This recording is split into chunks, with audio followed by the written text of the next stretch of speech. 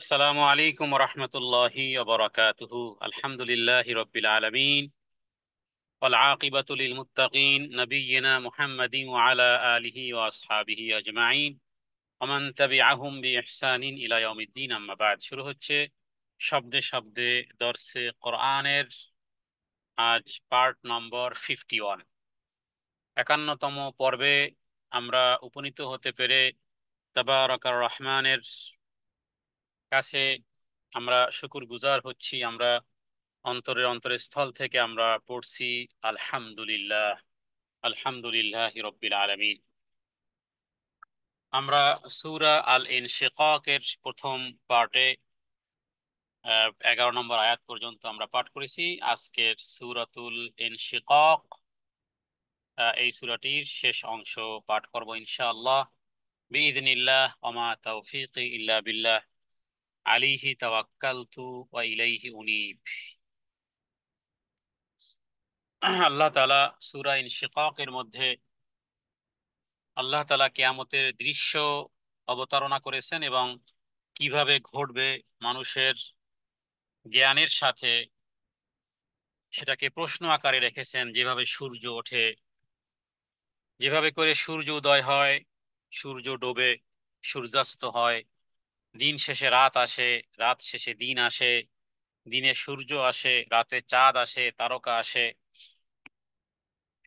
এটা যেমন অবশ্যম্ভাবী, অবশ্যই ঘটবেই ঘটবে, ঠিক অনুরূপভাবে কিয়ামতও অবশ্যই ঘটবে। এবং এরপরে আল্লাহ তাআলা তার কাছে পৌঁছা পর্যন্ত আল্লাহ তাআলা চেষ্টাকে শর্ত করেছেন। চেষ্টা করতে হবে, বান্দা বিন্দু পরিমাণ চেষ্টা করবে, তার বিনিময় আল্লাহ তাআলা দিবেন। বান্দা চেষ্টা করবে, বান্দার আল্লাহ তাআলার বিনিময় দেওয়ার সিস্টেম হলো 1-10, অর্থাৎ 10 থেকে শুরু, সর্বনিম্ন হলো 10। আল্লাহ তাআলা যাকে ছোট জান্নাত দিবেন, সবচেয়ে কম পর্যায়ের জান্নাত দিবেন, বা সবার শেষে যে জান্নাতে যাবে জাহান্নামের শাস্তি ভোগ করে, তাকে আল্লাহ তাআলা এই 10 দুনিয়ার সমান জান্নাত দিবেন। 10 দুনিয়ার সমান আল্লাহ তাআলার কাছে শুরুই হয় 10 10 দিয়ে, এবং সর্বোচ্চ 700 পর্যন্ত আল্লাহ তাআলা বিনিময় দেন।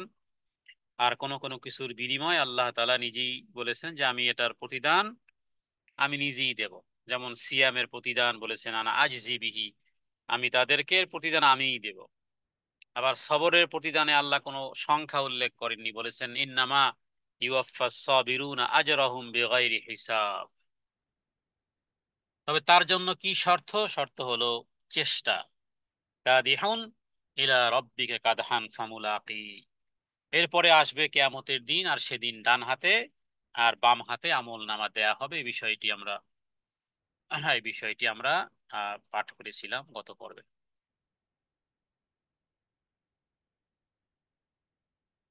জি, তাহলে আজ আমরা এর পরে থেকে শুরু করব।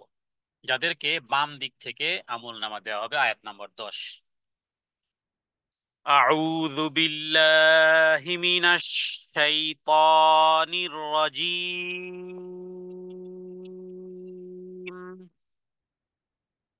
সূরা আল ইনশিকাক, আয়াত নম্বর 10। ওয়া মান উতিয়া কিতাবাহু ওয়ারাআ ظهره وأما من أوتي كتابه وراء ظهره ওয়াম্মা, এরপরে ওই ব্যক্তির অবস্থা, মান যাকে উতিয়া দেয়া হবে কিতাবাহু তার কিতাব সমূহ, তার আমল নামা সমূহ। দুনিয়ার জীবদ্দশায় ক্ষুদ্র থেকে ক্ষুদ্র, বৃহত্তম থেকে বৃহত্তম, দিন আর রাত, তার গোটা লাইফের, তার পুরো লাইফের যেথায় যেখানে যথায় তথায় যা কিছু করেছে, একেবারে বিন্দু থেকে সিন্ধু সব লেখা আছে। এটাকে দেওয়া হবে কোন দিক থেকে? অরা যহরিহি, অরা মানে পিছন দিক থেকে, যহরিহি তার তার পিঠের দিক থেকে আমল নামা পিঠের পিছন দিক থেকে যাকে দেওয়া হবে। যখন এই ব্যক্তি বাম হাতে আমল নামা পাবে, তখন সে দেখতে পাবে, জানতে পারবে যে বাম দিক থেকে আমল নামা পাওয়া মানেই জাহান্নাম। বাম দিক থেকে আমল নামা পাওয়া মানেই হিসাবের জন্য কঠিনভাবে তাকে দণ্ডায়মান হতে হবে। তখন সেই সমস্ত দৃশ্যগুলো সে অবলোকন করবে এবং সে বলবে, ফাসাউফা ইয়াদউ সুবুরা, ফাসাউফা ইয়াদউ সুবুরা। অতি শীঘ্রই সে তখন আহ্বান করতে থাকবে যেন তার মৃত্যু হয়। ফাসাওফা, ফা মানে অতঃপর, ফা মানে খুব তাড়াতাড়ি, সাওফা খুবই শীঘ্র, ইয়াদউ সে মনে প্রাণে ডাকতে থাকবে, সুবুরা।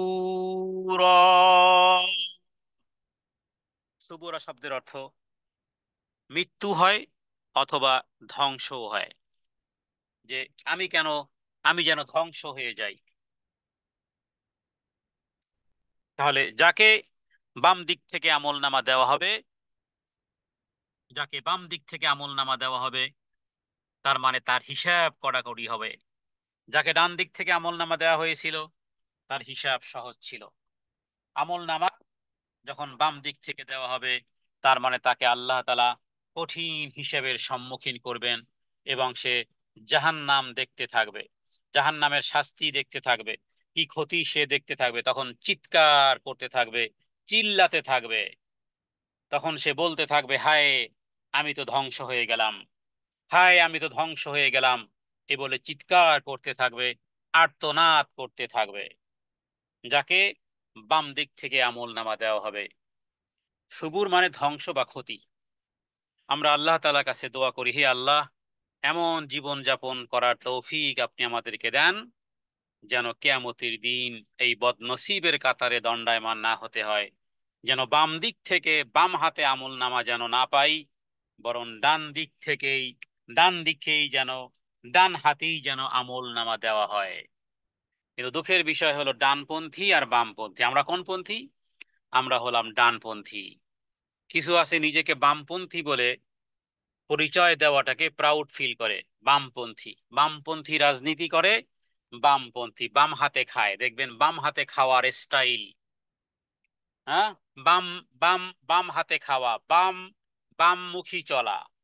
ইসলাম আপনাকে আমাকে বলে যে সমস্ত কাজ শুরু করতে হবে বিসমিল্লাহ দিয়ে, এবং শুরু করতে হবে ডান দিক থেকে। সেটা কাপড় পরা বলেন, সেটা জামা পরা বলেন, গেঞ্জি পরা বলেন, জুতো পরিধান করা বলেন, পাজামা পরিধান করা বলেন, লুঙ্গি পরিধান করা বলেন, শাড়ি, যাই কিছু ছেলে আর মেয়ে যাই পড়ুক না কেন, ডান দিক থেকে রাস্তায় চলবে তো ডান দিক থেকে।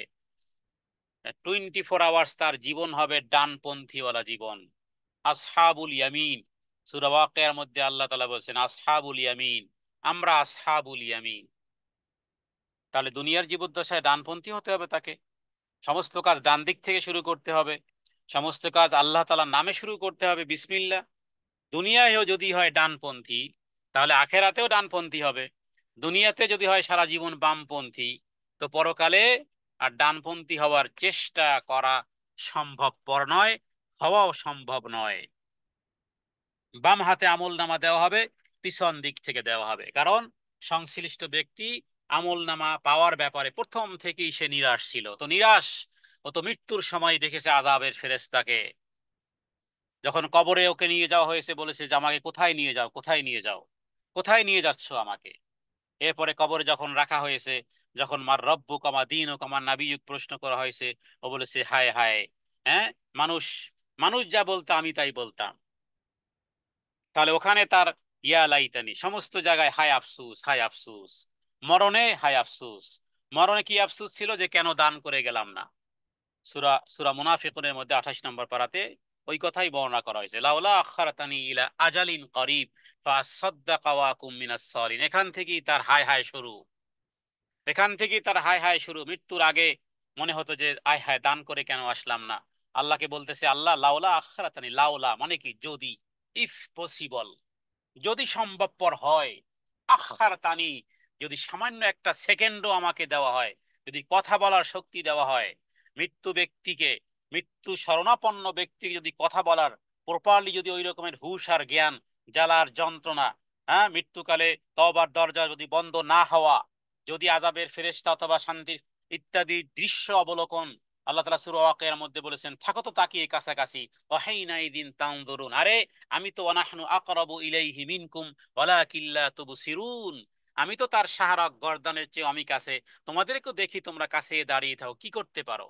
ওয়াহিনাইদিন তানজুরুন, শুধু তাকিয়ে তাকিয়ে দেখো, মৃত্যু শরণাপন্ন ব্যক্তির দিকে তাকিয়ে থাকে, আমি তো তার কাছাকাছি, অনাহনু আকরাবু, অনাহনু আকরাবু ইলাইহি মিনকুম, যদিও তোমরা দেখো না, ওয়ালাকিন লা তুবসিরুন, ফালাওলা ইদা বালাগাতিল হুলকুম, তার কণ্ঠনালীর কাছে তার রূহ চলে এসেছে। তো এখন মৃত্যুর সময় ওখান থেকে যদি কাউকে 1 সেকেন্ড কথা বলার সুযোগ দেওয়া হতো দুনিয়ার জীবদ্দশায়, যেমন আপনি সুবহানাল্লাহ বলতে পারবেন, গালিও দিতে পারবেন, যা খুশি তাই করতে পারবেন, এই রকমের যদি অপশন দেওয়া হতো, মৃত্যু ব্যক্তিকে যদি কয়েক সেকেন্ড দেওয়া হতো, তাহলে বলতো যে আমার সব কিছু দান করে দাও। দলিল 28 নম্বর পারার সূরা মুনাফিকুনের, হ্যাঁ, 11 নম্বর পৃষ্ঠার শেষের অংশ, আখারতানি ইলা আজালিন করিব। তাহলে এখান থেকে ও জানে আমার হতভাগা, আমি হতভাগা, আমি কপাল পোড়া। এরপরে তো আযাবের ফেরেশতা যখন তার রুহুটায় কবজ করে নেয়, এত দুর্গন্ধ ছড়াতে থাকে, ফেরেশতারা পর্যন্ত বলে, কার রুহু রে এই রকমের পচা গন্ধ। বলা হয় অমুকের ছেলে অমুক, অমুকের মেয়ে অমুক, এই এই এই পচা গন্ধ। এভাবে করে রুহু আসমানে, প্রথম আসমানে নেওয়া হয়, দরজা আর খোলা হয় না, হ্যাঁ, দরজা খোলা হয় না। এরপরে ওখান থেকে ফেরেশতারা সজোরে আছাড় মারে আর একেবারে ইল্লিনে গিয়ে পড়ে। তো ও জানে, ও তো আসার, ও তো শাস্তি খেয়ে এসেছে, এই জন্য জানে আমল নামা আমি বাম হাতেই পাবো, নিরাশ, আগে থেকেই নিরাশ। কারণ নিজের কার্যক্রম তার ভালোভাবেই জানা থাকবে, ফলে সে নিশ্চিতভাবে মনে করবে যে আমার আমল নামা ডান হাতে আসার সুযোগ নেই, আমার বাম হাতেই আমল নামা দেওয়া হবে। তবে সমস্ত মানুষের সামনে আমল নামা বাম হাতে নিতে একটা লজ্জা, লজ্জা অনুভব হবে, তাই সে নিজের হাত পিছনের দিকে দিয়ে রাখবে। কিন্তু এই জাতীয় চালাকি, এই জাতীয় কোন রকমের নিজের কৃত্যকর্মের ফল নিজের হাতে তুলে নেবার হাত থেকে সে বাঁচতে পারবে না। সে হাত সামনের দিকে রাখুক বা পিছনের দিকে রাখুক না কেন, আমল নামা তার বাম হাতে ধরিয়ে দেওয়া হবে। ও আম্মা মান উতিয়া কিতাবাহু ওয়ারাআ যাহরিহি ফাসাউফা ইয়াদউ সুবুরা, ফাসাউফা ইয়াদউ সুবুরা, কারণ সে জানে যে বাম দিক থেকেই আমল নামা দেওয়া হবে এবং বাম হাতে তার আমল নামা আসবে। আর তখনই সে চিৎকার চিল্লা চিল্লি, হায় হায়, হ্যাঁ, হায় হায়, ইয়া লাইতানি, ইয়া লাইতানি, সূরা হাক্কার মধ্যে রয়েছে ইয়া লাইতানি, হায় আফসুস, হাত কামড়াতে থাকবে। হাত কামড়ানো দুনিয়ার হাত কামড়ানোর মতো নয় যে শুধুমাত্র উপরের চামড়া কামড়ালাম, হাত কামড়াতে থাকবে, হ্যাঁ, হাত দিয়ে রক্ত পড়তে থাকবে, বলবে ইয়া লাইতানি লাম উতা কিতাবিয়া, কেন আমাকে এই কিতাব দেওয়া হলো, না দেওয়াই ভালো হতো। লাম উতা কিতাবিয়া, কেন দেওয়া হয়েছে আমাকে এই কিতাব। ওয়ালাম আদরি মা হিসাবিয়া, আমি তো এই সম্পর্কে ওয়াকিফাল ছিলাম না যে এখানে আমাকে আবার পুনরায় দণ্ডায়মান হতে হবে, আবার হিসাব দিতে হবে।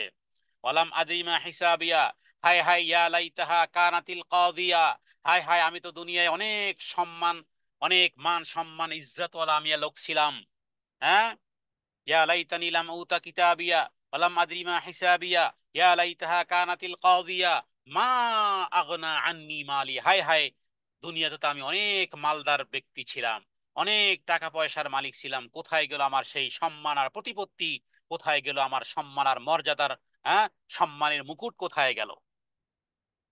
বললাম আগনি আন্নি মালিয়া, হালাকা আন্নি সুলতানিয়া, আমি তো আরো বেশি পদের পদমর্যাদার অধিকারী ছিলাম, সুলতানিয়া, হালাকা আন্নি সুলতানিয়া, হ্যাঁ, আমি তো দুনিয়ায় বাদশার মতন ছিলাম, বা দুনিয়াতে বাদশাহী ছিল আমার। দুনিয়াতে আমাকে আমাকে তো অনেক কিছু দেওয়া হয়েছিল, হালাকান্নি সুলতানিয়া, সেই ক্ষমতা আর সেই প্রতিপত্তি আর সেই পাওয়ার কোথায় গেল? হালাকান্নি সুলতানিয়া। উপর থেকে আওয়াজ আসবে, খুযূহু ফাগুল্লু, ধরো ওকে জাহান্নামের জিঞ্জিরে, ওকে তালাবদ্ধ করো, শিকল, ওকে জিঞ্জির, ওকে জিঞ্জিরে আবদ্ধ করে নাও। মনে রাখবেন, জাহান্নামের এক একটা জিঞ্জির, হ্যাঁ, জাহান্নামের এক একটা জিঞ্জিরে 70,000 ফেরেশতা থাকে, এবং 70,000 লম্বা। ওটাকে দিয়ে পেঁচানো হবে। বডিটা কিন্তু তখন আর এই 3.5 হাত বডি, আর এইভাবে করে দুনিয়ার বডি থাকবে না। আল্লাহ তাআলা জাহান্নামীদের স্বাস্থ্যকে, শরীরকে, দেহকে এই পরিমাণ বৃদ্ধি করবেন। কোন কোন বর্ণনাতে রয়েছে যে শুধু বসলে 2 স্কন্ধের জায়গা হলো 3 দিনের রাস্তা। 2 স্কন্ধের জায়গা হলো 3 দিনের রাস্তা। কারো কারো কারো কারো চামড়াকে 70 গজ পুর মোটা করা হবে। কেন? কেন? এই কারণে, যাতে করে জাহান্নামের আগুনের তীব্রতার, দহনের শক্তি, দহনের শাস্তি যাতে করে একেবারে পরতে পরতে যায়। এ বিষয়গুলো সে জানবে, বিধায় বলবে, ফাসাওফা ইয়াদউ সুবুরা। মানে এছাড়া তার বিকল্প কোনো ওয়ে নাই। হ্যাঁ, বিকল্প কোনো এক্সেস নেই তার জন্য। এই জন্য সে বলবে যে কেন আমি ধ্বংস হলাম না। সে ডাকবে, যেন মৃত্যুকে ডাকবে, অথবা সে চাইবে সে যেন ধ্বংস হয়ে যায়। এরপরে আল্লাহ তাআলা বলতেছেন, ওয়াসলা সাঈরা, ওয়াসলা সাঈরা। ওয়াসলা মানে সে পৌঁছে যাবে। ওয়াসলা, তাকে পৌঁছানো হবে। কোথায়? জ্বলন্ত আগুনে দগ্ধ করার হবে। জ্বলন্ত আগুনে সে প্রবেশ করবে। জ্বলন্ত আগুনে তাকে পৌঁছানো হবে। এবার দেখুন, 13 নম্বর আয়াতের সাথে উপরের 9 নম্বর আয়াতের একটা মিল আছে। আগে আমরা বলেছিলাম যে যারা ডান হাতে আমল নামা পাবে, আমল নামা পেয়ে, হ্যাঁ, তার নিকটতম পরিবার আর পরিজন সবার কাছে ফিরে আসবে, বলবে দেখো আমি ডান হাতে আমল নামা পেয়েছি। এবার দেখুন, সেই আয়াতের সাথে মিল এখানে আছে। ইন্নাহু কানা ফি আহলিহি মাসরুরা।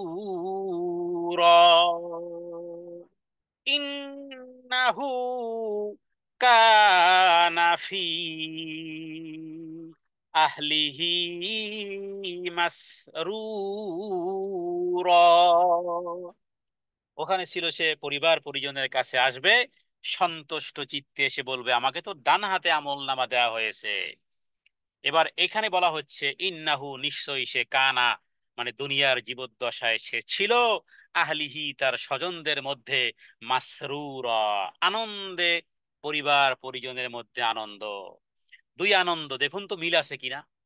এখানে আল্লাহ তাআলা দুই আনন্দের কথা বলেছেন। 9 নম্বর আয়াতে ছিল এক আনন্দ, ডান হাতে আমল নামা পেয়েছে, এবং সেখানে সেই হাসরের ময়দানে যাকেই দেখতেছে পরিবার পরিজনের, তাকেই বলতেছে দেখো দেখো, পরিবার পরিজনের কাছে সন্তুষ্ট চিত্তে বলতেছে ডান হাতে আমল নামা।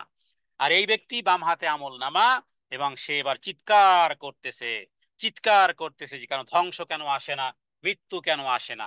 আচ্ছা, কারণটা কি? এবার কারণটা এই যে 13 নম্বর আয়াত। কারণ, দুনিয়ার জীবদ্দশায় নিশ্চয়ই সে তার পরিবার পরিজনের মধ্যে দুনিয়াতে আনন্দেই ছিল। দুনিয়ায় নিজের প্রবৃত্তির চাহিদা মিটাতে এই পরিমাণ মগ্ন ছিল, আপন পরিবারের মাঝে বড় আনন্দিত ছিল। আল্লাহ তাআলা দুই আনন্দকে একত্রিত করবেন না। দুনিয়ার জীবনে আনন্দিত ছিল আল্লাহকে ভুলে। হ্যাঁ, দুনিয়ার আনন্দ যদি আল্লাহকে স্মরণে রেখে হয়, কিন্তু দুনিয়ার আনন্দ যদি যদি এই রকমের হয় যে সৎ বান্দাদের চেয়ে আলাদা, হ্যাঁ, সৎ বান্দাদের থেকে আলাদা, আল্লাহ তাআলা এই সৎ বান্দাদের সম্পর্কে তো বলেছেন যে তারা নিজেদের পরিবার লোকের মধ্যে আল্লাহর ভয় ভীত জীবন যাপন করত।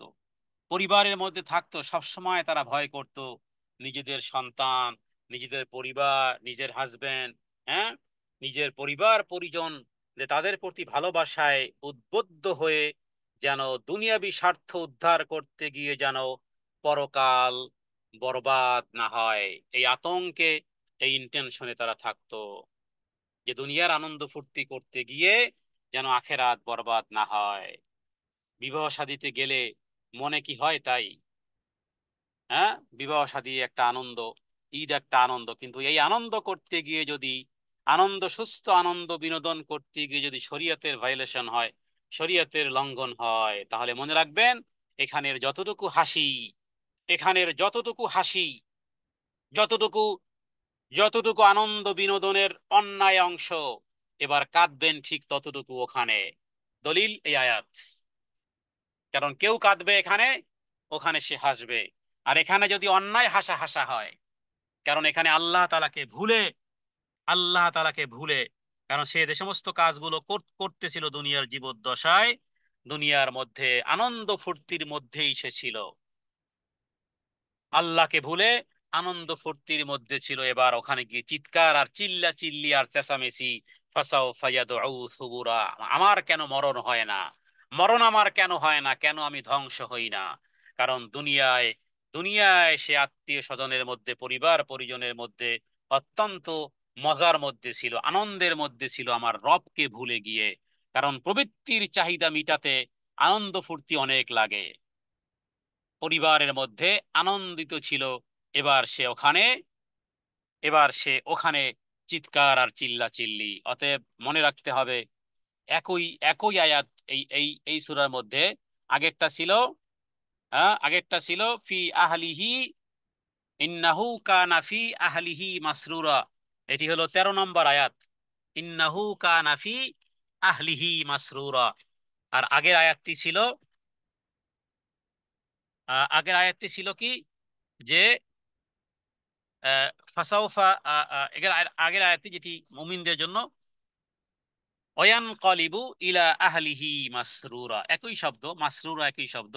ওয়ান কলিবু ওয়ান কলিবু ইলা আহলিহি মাসরুরা, ডান হাতে আমল নামা পেয়ে পরিবার পরিজনের মধ্যে এসে আনন্দে বলতেছে যে আমাকে ডান হাতে আমল নামা। এবার পরিবার পরিজনের মধ্যে এবার সন্তুষ্ট, কারণ দুনিয়ার জীবদ্দশায় সে মেজারমেন্ট ঠিক রেখেছিল। দুনিয়ার জীবদ্দশায় তার হাসি মুখে তার লোকজনের মধ্যে যে ফিরে আসবে এই ব্যক্তি ডান হাতে আমল নামা পেয়ে, কারণ দুনিয়াতে সে আল্লাহকে ভুলে নাই। আর দুনিয়াতে যে আল্লাহকে ভুলে যে আনন্দ মত্তে ছিল, সে এবার পরিবার পরিজন কোথায় সে হারিয়ে গেছে। এবার সে নিজেকে, মৃত্যুকে সে ডাকতেছে। এরপরে আল্লাহ তাআলা তার ব্যাপারে কি বলেছেন? 14 নম্বর আয়াত। এই পূর্বের আয়াতের সাথে, যে দুনিয়াতে নিজের প্রবৃত্তির চাহিদা মিটাতে সে মগ্ন ছিল, পরিবারের মধ্যে বড় আনন্দিত ছিল। আর পরের আয়াতে এটা বলা হয়েছে যে সে নিশ্চয়ই মনে করত সে কখনো ফিরে যাবে না কোথায়, আল্লাহ তাআলার কাছে যে হিসাব দিতে হবে। এবং আল্লাহ তাআলা যিনি আমাদেরকে সৃষ্টি করেছেন, মনে রাখবেন প্রত্যেক ব্যক্তির সাথে আল্লাহ সাক্ষাৎ করবেন। কোরআন কারীম সূরা মারইয়ামে আল্লাহ তাআলা বলেছেন, অকুল্লুহুম আতিহিম ইয়াউমাল কিয়ামাতি ফারদান, প্রত্যেক ব্যক্তির সাথে আল্লাহ সাক্ষাৎ করবেন, প্রত্যেক ব্যক্তির সাথে আল্লাহ কথা বলবেন। তবে বেনামাজিরা দেখতে পাবে না, শুধু কথাই শুনবে। মুমিনরা তারা আল্লাহকে দেখতে পাবে, বেনামাজি ছাড়া কেউ দেখতে পারবে না। বেনামাজিরা আল্লাহ তাআলাকে দেখতে পাবে না। তবে বেনামাজিরা এবং কাফেরেরা আল্লাহ তাআলার শুধু পায়ের গোছা পর্যন্ত দেখতে পারবে, আর পারবে না কেউ কেউ। আর কেউ কেউ আছে দেখতেই পারবে না, আর দেখতে পাবে না, শেষ। কিন্তু শাসন তারা শুনতে পাবে। আর মুমিন ব্যক্তিরা আল্লাহ তাআলাকে দেখবে, যেভাবে করে লাইলাতুল বদরে চন্দ্রিমা রাতের চাঁদের দিকে যেভাবে করে আমরা কোন রকমের বিঘ্নতা ছাড়া যেভাবে করে আমরা দেখতে পারি, এভাবে আমরা কিয়ামতের দিন আমাদের রবকে দেখব। আল্লাহ তাআলার কাছে দোয়া করি, হে আল্লাহ, আপনি আমাদেরকে আপনার দিদার নসিব করিয়েন। তাহলে এখানে তারা কি মনে করতেছে? ইন্নাহু দন্না আল্লাই ইয়াহুর।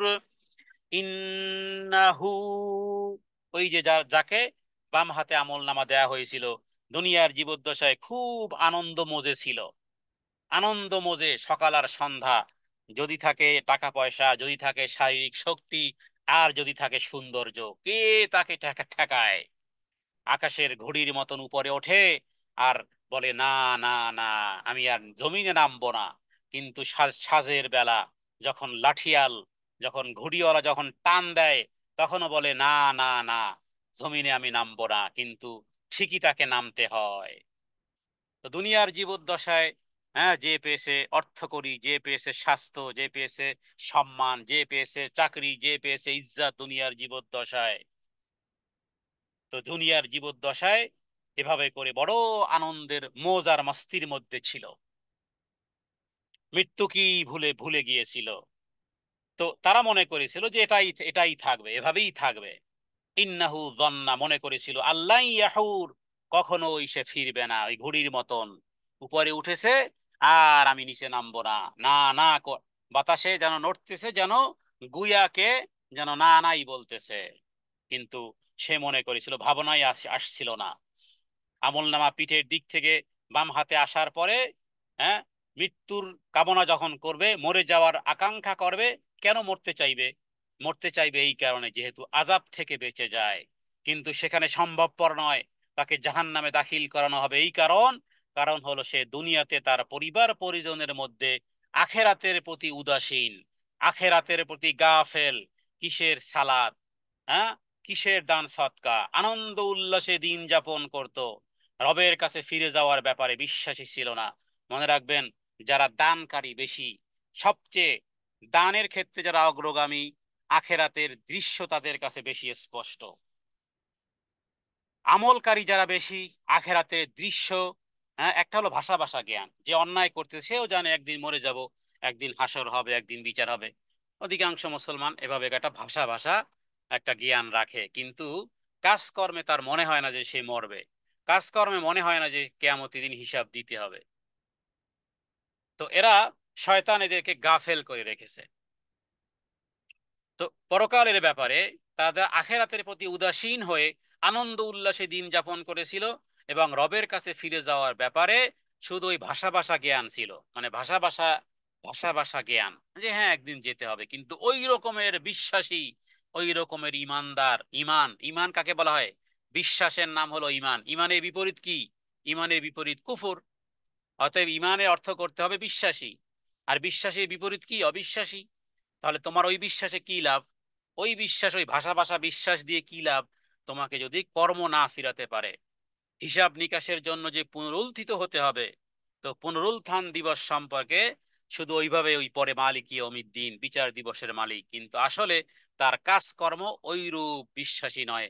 আল্লাহ সেটাকে গ্রহণ করবেন না, কারণ তিন জিনিসের সমন্বয় না হলে, তিন জিনিসের সমন্বয় না হলে আল্লাহ তাআলা গ্রহণ করেন না। এক হলো জবানে একারার, জবান দিয়ে ইকরার করতে হবে, এরপরে অন্তর দিয়ে বিশ্বাস করতে হবে, এরপরে থার্ড হলো কার্যক্রমে পরিণত করতে হবে। শুধু মৌখিক কথা, মৌখিক কথায় কথা বলে না, আমি বললাম আগুন আগুন আগুন, মনে হয় যেন সব আগুনে জ্বলে পুড়ে ছারখার হয়ে গেছে নাকি? মরুভূমির মধ্যে দাঁড়িয়ে বললাম বরফ বরফ বরফ, মনে হয় মাথা ঠান্ডা হয়ে গেছে নাকি? কথায় কাজ হবে না। বিশ্বাস মুখের স্বীকারোক্তির সাথে হৃদয়ে তাসদিক বিল জিনান, এটাকে বলে তাসদিক বিল জিনান। এরপরে এখনো পূর্ণ হয়নি আমল বিল আরকান। আমল বিল আরকান, কর্মের মাধ্যমে, কর্মের মাধ্যমে সম্পাদন করতে হবে। সুদের টাকা, ঘুষের টাকা, হারাম টাকা সামনে আসবে, হ্যাঁ, অ্যাভয়েড করবে। কেন? আমল বিল আরকান করেছেন, কর্মে কর্মে দেখিয়ে দিয়েছেন। মুখে বলেন আখেরাতে বিশ্বাসী, মুখে বলেন কোরআন মানি, কিন্তু কনস্টিটিউশন মানেন অন্য কোনো কিছু, ধর্ম নিরপেক্ষ মতবাদ, জাতীয়তাবাদ। মুখে বলেন কোরআন মানি, মুখে, হ্যাঁ, চুমু খান কোরআন, এই রকমের মোনাফিকিয়াত আল্লাহ, এদের কোনো কিছু আল্লাহ গ্রহণ করবেন না, কারণ তিন জিনিসের সমন্বয় হতে হবে। মুখে যদি বলি, সেটা অন্তর থেকেও বিশ্বাস করতে হবে, এবং আমল করতে হবে। আমল বিল আরকান, পঞ্চ ইন্দ্রিয় দিয়ে, দেহ দিয়ে, মন দিয়ে, জীবন দিয়ে, রাত আর দিন দিয়ে প্রমাণ করে দিতে হবে যে হ্যাঁ, আমার কথার কাজ ঠিক আছে। তো আল্লাহ তাআলা এদের কথা বলেছেন যে এই জাতীয়, তারা মনে করতো ইন্নাহু দন্না আল্লাহ ইয়াহু, মনে করতো যে এইভাবে করে তাকে ধরাশায়ী, এইভাবে করে তাকে হিসাব দিতে হবে না। তো এটা দুনিয়াতে আনন্দিত ছিল, আখেরাত সম্পর্কে বিশ্বাসই ছিল না। আল্লাহ তাআলার কাছে আমরা দোয়া করি, হে আল্লাহ, আমরা আশ্রয় প্রার্থনা করি যাতে আমরা ইমানের পরে কখনো কুফরি না করি, আনুগত্যের পর অবাধ্যতা যেন না করি, ভালোর পরে মন্দের দিকে যেন ফিরে না যাই। কোরআনুল কারীম থেকে একটি দোয়া করতে পারেন, হ্যাঁ, ইমানের উপরে বরকরার থাকার জন্য। সেটি হলো এই রকমের, হ্যাঁ, আহ সূরা আলে ইমরানের একটি আয়াত, রব্বানা, হে আল্লাহ, আপনি আমাদেরকে, আয়াতটি ভুলে গেলাম, যে ওয়াহাব লানা মিন লাদুন, রব্বানা লা তুজিগ কুলুবানা, জি দোয়াটি হলো এরকম, রব্বানা লা তুজিগ কুলুবানা বা'দা ইদ হাদাইতানা ওয়া হাব লানা মিন লাদুনকা রাহমা ইন্নাকা আনতাল ওয়াহ্হাব। এই দোয়ার মধ্যে বলা হচ্ছে, হে প্রভু, রব্বানা লা তুজিগ কুলুবানা, আমাদের হৃদয় যেন বক্র না হয়, হেদায়েত প্রাপ্তি হওয়ার পরে যেন হৃদয় বক্র না হয়, হেদায়েত পাওয়ার পরে যেন বক্রতা যেন হৃদয়ে না আসে। তো আল্লাহ তাআলার কাছে এভাবে করে রাসূলুল্লাহ সাল্লাল্লাহু আলাইহি ওয়াসাল্লাম নিজেও দোয়া করতেন, যে হে আল্লাহ, আমরা আশ্রয় প্রার্থনা করি যেন ইমানের পরে যেন আর কুফরিতে কখনোই ইন্টার না হই, আনুগত্যের পরে যেন কখনো অবাধ্যতার দিকে যেন ফিরত না যাই, ভালোর পরে যেন মন্দের দিকে ফিরে না যাই। লা তুজিগ কুলুবানা বা'দা ইদ হাদাইতানা, হেদায়েত প্রাপ্তির পরে, ওয়াহাব লানা, আর আপনি প্রদান করেন, মিন লাদুনকা রাহমা, আপনার পক্ষ থেকে রহমত, ইন্নাকা আনতাল ওয়াহাব, আর নিশ্চয় হল আপনি হলেন উত্তম প্রদানকারী। তো এই কারণে তাকে এবার শাস্তি দেওয়া হচ্ছে। এরপরে আল্লাহ তাআলা কি বলেন শুনুন, বালা ইন্না রাব্বাহু কানা বিহি বাসীরা। আল্লাহ তাআলা যেন প্রতি উত্তর দিচ্ছেন, বালা, হ্যাঁ অবশ্যই, ইন্না রব্বাহু, নিশ্চয়ই তোমার রব, কানা বিহি বাসীরা, কানা ছিল বা ছিলেন, বিহি তার উপরে, বাসীরা, হ্যাঁ তার পালন কর্তা, তার উপরে সম্যক দৃষ্টিদানকারী ছিলেন। মানে সে যা মনে করেছে এটা ঠিক নয়, সে অবশ্যই তার রবের কাছে ফিরে যাবে, অবশ্যই পুনরুত্থিত হবে, অবশ্যই সে রবের দিকে প্রত্যাবর্তন করবে। এবং এ বিষয়ে তাফসীরকারকগণ কেউ কেউ ভিন্ন ভিন্ন অর্থ করেছেন। কারণ হলো, মোহাম্মদ রসুল্লাহ সাল্লাহ সাল্লামকে আল্লাহ তাআলার মাধ্যমে, জিবরাইল আমিনের মাধ্যমে আল্লাহ তাআলা রসুল্লাহ সাল্লাহ সাল্লামকে বলা হয়েছিল যে, হে মোহাম্মদ সাল্লাল্লাহু আলাইহি সাল্লাম, আপনি যতদিন ইচ্ছা জীবন যাপন করেন, অবশেষে একদিন আপনার মৃত্যু অনিবার্য, এবং যা কিছুর প্রতি আপনার মনের আকর্ষণ সৃষ্টি করার করুন, একদিন সেগুলো বিচ্ছেদ অবধারিত হবে, এবং যা ইচ্ছা আমল করুন, একদিন তার সাথে সাক্ষাৎ হবে। এখানে কেউ কেউ অর্থ করেছেন যে, তোমার প্রভুর সাথে প্রত্যেক ব্যক্তির সাক্ষাৎ হবেই হবে, যেটা একটু আগে বললাম, আকুল্লুহুম আতিহিম ইয়াউমাল কিয়ামাতি ফারদান, এবং এটাও যে তোমাকে তোমার সকল আমলের পারিশ্রমিক তিনি দিবেন, এবং তোমার সকল প্রচেষ্টার প্রতিফল তোমাকে অবশ্যই প্রদান করবেন। হুম, আল্লাহু আকবার। তাহলে প্রকৃতপক্ষে প্রত্যেক ব্যক্তি কিয়ামতের দিন আল্লাহ তাআলার সাথে সাক্ষাৎ ঘটবে, তবে সেটা ভিন্ন ভিন্ন রূপ, এবং প্রত্যেক ব্যক্তির আমলনামা যেভাবে করে দেওয়া হবে, অনুরূপ ভাবে আল্লাহ তাআলা প্রত্যেক ব্যক্তির প্রতিফল এবং প্রতিদান বরাবর দিবেন। তো আল্লাহ তাআলা তার জন্য দুনিয়ার জীবদ্দশায়, আল্লাহ তাআলার সামনেই সে ছিল, দুনিয়ার জীবদ্দশায় তার প্রতিটি জিনিস পর্যবেক্ষণ করেছেন আল্লাহ সুবহানাহু ওয়া তাআলা।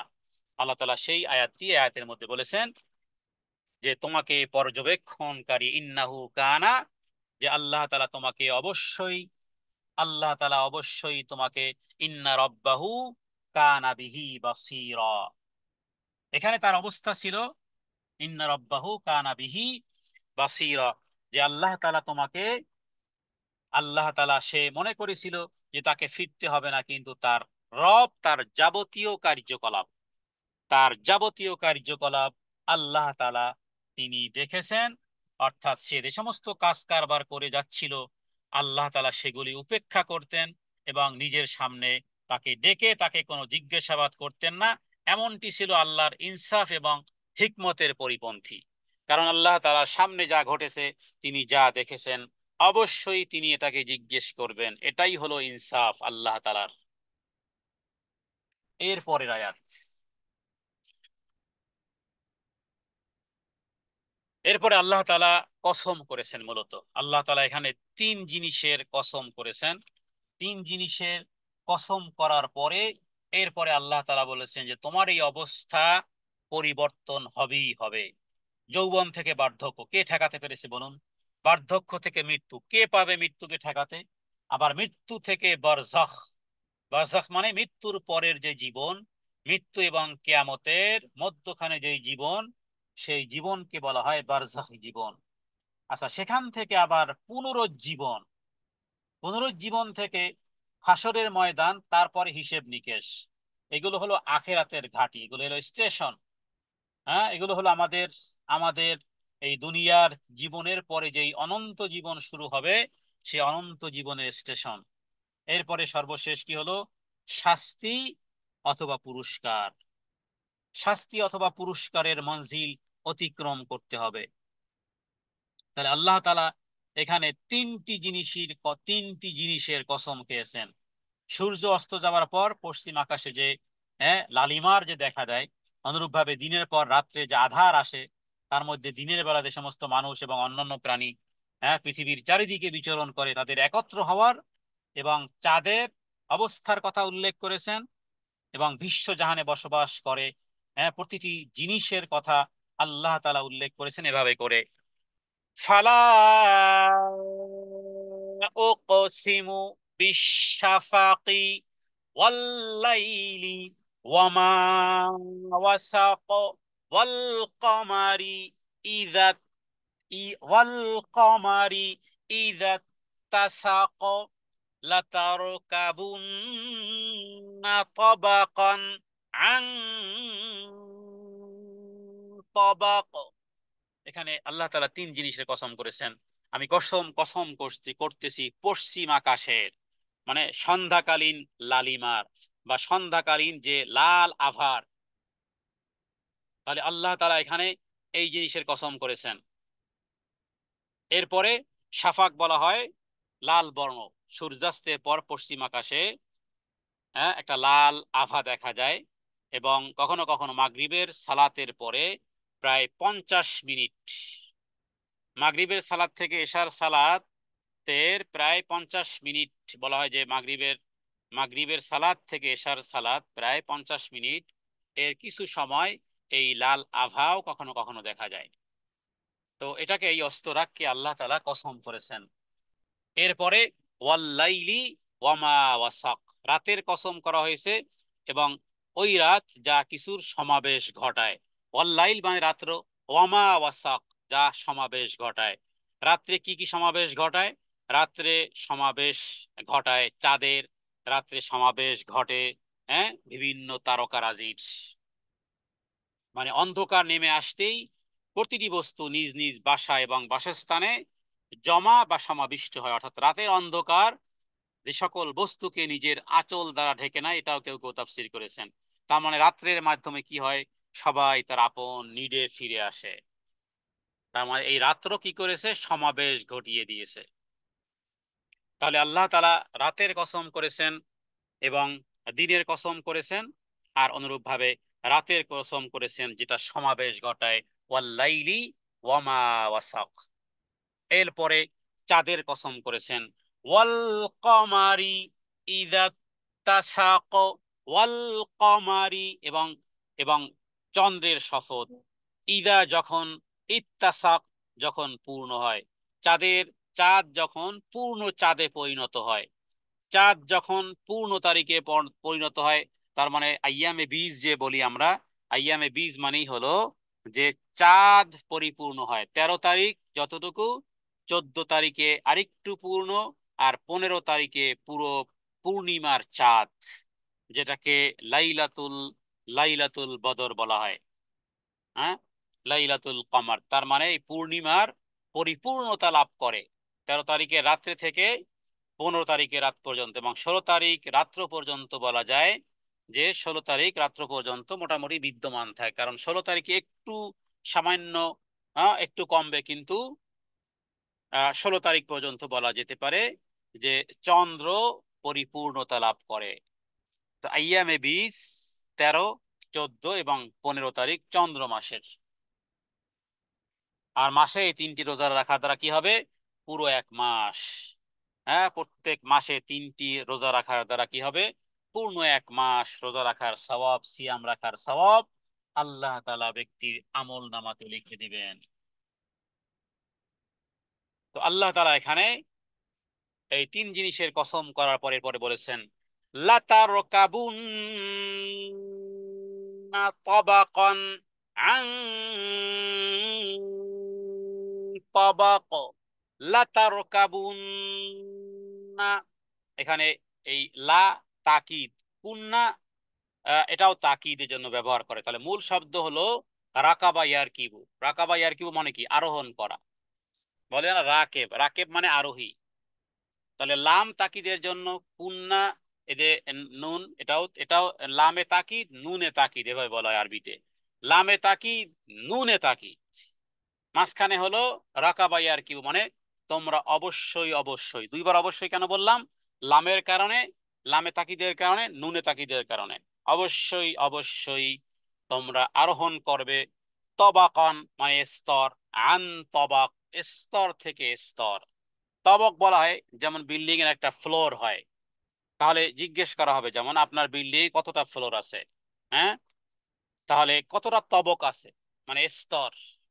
তাহলে আল্লাহ তাআলা এখানে বলেছেন যে তোমরা অবশ্যই আরোহণ করবে স্তর থেকে স্তর, মানে এক সিঁড়ি থেকে আর এক সিঁড়ি আরোহণ করবে, এক স্তর থেকে আর এক স্তর তোমরা আরোহণ করবে।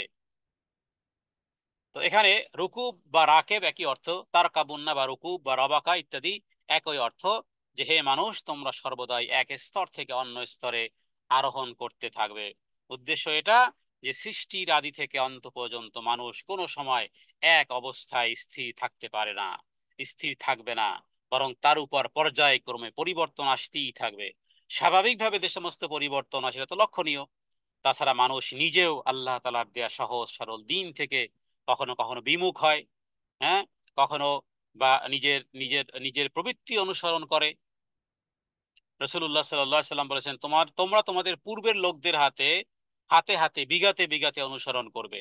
এমনকি যদি তারা ষান্ডার গর্তেও ঢুকে থাকে, সাপের গর্তেও ঢুকে, তোমরা তাদের অনুসরণ করে তাতে ঢুকবে। সাহাবায়ে কেরাম তখন জিজ্ঞেস করেছিলেন, ইয়া রাসূলুল্লাহ, এর দ্বারা আপনি কাদেরকে বুঝিয়েছেন? তারা কি ইহুদি নাসারা? নবীজি বলেছেন, তারা নয়তো কারা?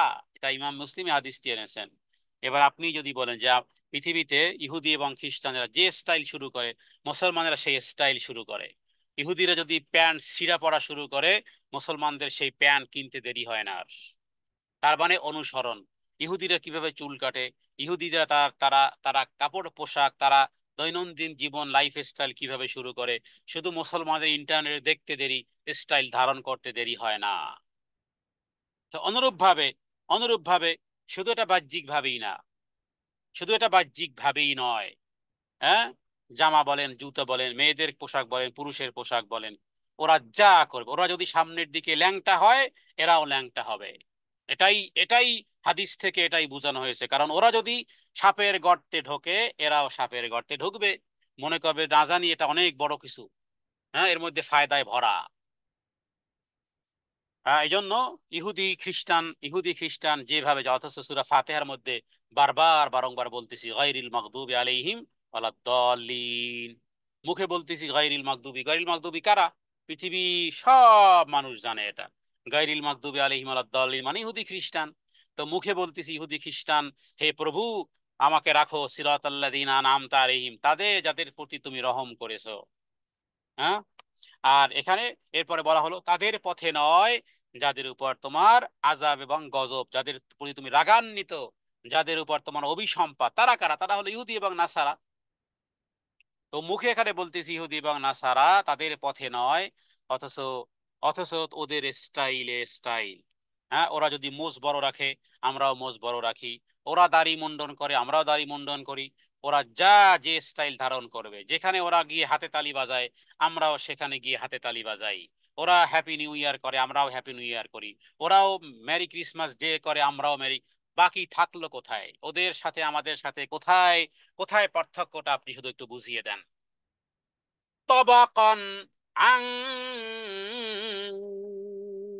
তবাক, মানুষকে অবশ্যই কঠিন থেকে কঠিন পর্যায়ে অতিক্রম করতে হবে। মনে রাখবেন, আখেরাতের পর্যায়গুলোও হতে পারে। নিশ্চয়ই তোমরা এক পর্যায় থেকে অন্য পর্যায়ে আরোহণ করো, কঠিনতা একের পরে এক চলতেই থাকবে। এরপরে ফামা লাহুম লা ইউমিনুন। এবার দেখুন আল্লাহ প্রশ্ন তুলেছেন আপনার আমার ইমানের ব্যাপারে। ফামা আলাহুম লা ইউমিনুন, হায় হায় কি হলো ইমান? কই তোমার ইমান? কই তোমার সালাত সিয়াম? কই তোমার সূরা ফাতিহা? কই কার্যক্রমেতে পরিলক্ষিত হয় না? ফামা আলাহুম, এই প্রশ্ন আপনার আমার। অতএব তাদের কি হলো? তারা কেমন? লা ইউমিনুন, কোথায় ইমান? ইমানের দাবিদার, ইমানটা কোথায় দেখাও তো, কার্যক্রমে দেখাও তো ইমান।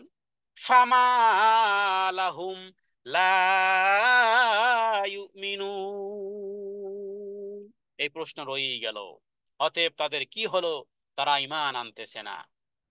হ্যাঁ, তাদের বিশ্বাস স্থাপন কোথায় গেল? পরের আয়াত, ওয়াইযা কুরিআ আলাইহিমুল কুরআনু লা ইয়াসজুদুন।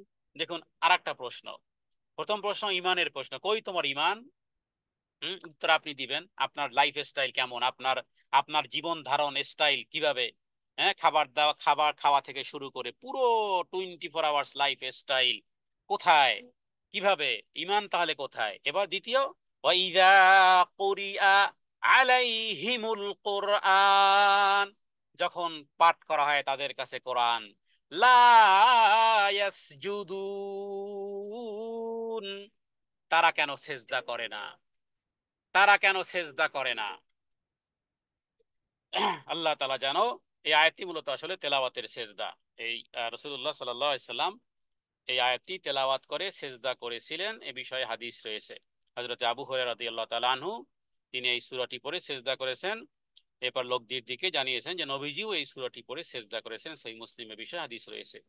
এবং ইশার সালাতের পরে নবীজি একদিন এই সূরাটি পড়েছিলেন এবং এরপরে সেজদা আদায় করেছিলেন। সরি, আবু হুরায়রা রাদিয়াল্লাহু তাআলা আনহু তিনি এশার সালাতে এই সূরাটি পড়েছিলেন এবং সেজদা করেছিলেন। জিজ্ঞাসা করার পরে তিনি বললেন যে আবুল কাসেম, রাসূলুল্লাহ সাল্লাল্লাহু আলাইহি সাল্লামের এক উপাধি হলো আবুল কাসেম, মানে কাসেমের বাবা। হ্যাঁ, রাসূলুল্লাহ সাল্লাল্লাহু আলাইহি প্রথম প্রথম যেই ছেলে, হ্যাঁ সেই ছেলে ছিল কাসেম। তাকে উপাধি করে বলা হয় আবুল কাসেম, মানে মুহাম্মদ সাল্লাল্লাহু আলাইহি সাল্লাম এর পিছনে আমি এই সূরা পড়ে সিজদা আদায় করেছি। তো তাদের কাছে কোরআন পঠিত হলে তারা সেজদা করে না।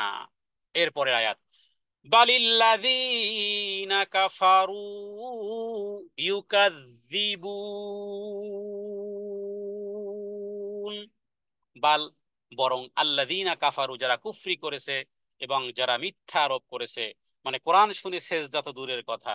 হ্যাঁ, পুরো কাফেররা তো পুরো এটাকেই অস্বীকার করে, মিথ্যা আরোপ করে। কাফেররা কাফেররা মিথ্যা মনে করে, ঈমান আনার বিশ্বাসের পরিবর্তে তারা মিথ্যা মনে করে। আল্লাহু আ'লামু বিমা ইউউন, এবং তারা অন্তরে যা পোষণ করে আল্লাহ তাআলা সব সে বিষয়ে জানেন। তারা, আল্লাহ তাআলা খুব ভালো করেই জানেন তাদের অন্তরে তারা তারা অন্তরে কি লুকিয়ে রেখেছে, অন্তরে কি পোষণ করে, আল্লাহ সবিশেষ অবগত। আল্লাহু আলাম, আল্লাহু আলাম। অনেক ক্ষেত্রে আমরা বলি না, যদি কেউ জিজ্ঞেস করে, হ্যাঁ, তাহলে কি বলা উচিত? আল্লাহু আলাম। যে বিষয়ে আপনার আমার জ্ঞান নেই, আমরা সে বিষয়ে বলবো যে আল্লাহই ভালো জানেন। যদি বলতে চান আল্লাহই ভালো জানেন, তাহলে এভাবে বলেন, আল্লাহু আলাম, আল্লাহই ভালো জানেন। বিমা ইউউন, তারা যে বিষয় গোপন রাখে। এরপরে আল্লাহ তাআলা এদের কথা বলেছেন যে এদেরকে হে হে নবী, মর্মান্তিক আযাবের শাস্তির সংবাদ তাদেরকে দেন। ফাবাশশিরহুম বিআযাবিন আলীম। দেখুন আযাবের শাস্তি, আযাবের সুসংবাদ, এটা এটা কিন্তু মানে মোর কন্ডেম করার জন্য। ফাবাশশির মানে সুসংবাদ, কিসের সুসংবাদ? আযাবিন আলিম, যন্ত্রণাদায়ক শাস্তির সুসংবাদ। এটা এটা তাদেরকে অপমান করার জন্য, এটাকে মোর কন্ডেম করার জন্য যন্ত্রণাদায়ক শাস্তির সুসংবাদ দেন। তবে তারা ব্যতীত কারা?